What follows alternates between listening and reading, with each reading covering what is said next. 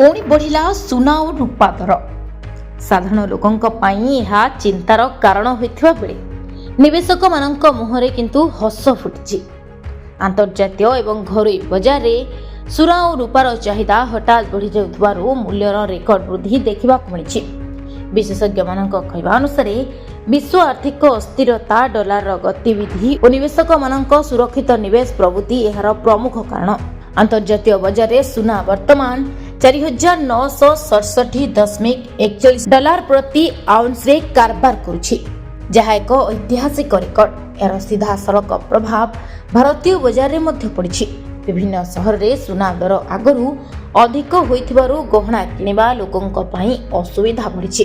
सुना सहित रूपा दर मध्य आकाश छुआ होइछि। साप्ताहिक आधार रे रूपा दर रे प्राय 40,000 टंका वृद्धि रेकर्ड होइछि।